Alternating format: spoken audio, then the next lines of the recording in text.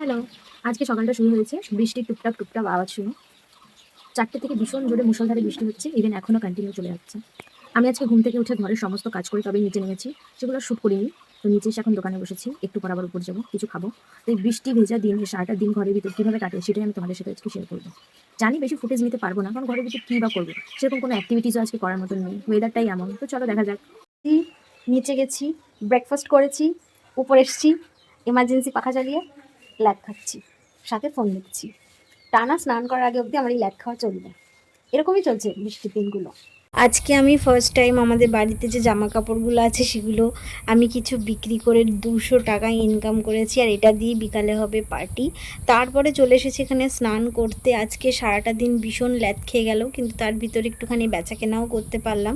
Actually আমার শ্বশুরমশাই আগে জামা কাপড়ের দোকান ছিল, তো অনেক জামা কাপড় বেঁচে গেছে, সেগুলো এখন আমরা খুবই কম দামে বিক্রি করে দিই কেউ নিতে আসলে।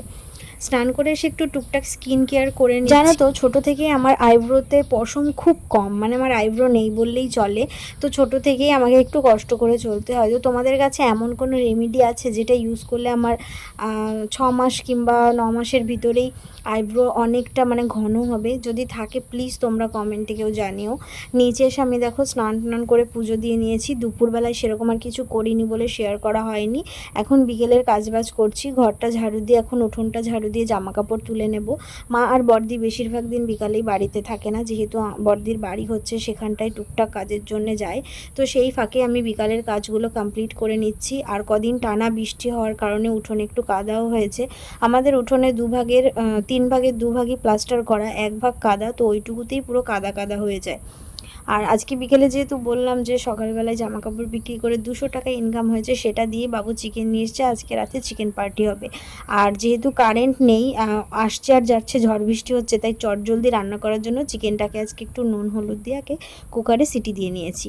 এতে চিকেনটার স্বাদ কিন্তু অন্যরকম হয়, আর আমার শ্বশুরমশাই এইভাবে খেতেও ভীষণ ভালোবাসেন, সেই জন্য আমি কুকারে একটু সিটি দিয়ে নিয়েছি। তারপরে এত গরম পড়েছিল, ওপরে গিয়ে গা ধুয়ে ফ্রেশ হয়ে এসে তারপর রাতের খাবার খেতে বসেছি। আর এই বাড়িতে লেগ পিস খাওয়ার মতো সেরকম কেউই নেই, আমাকেই খেতে হয়।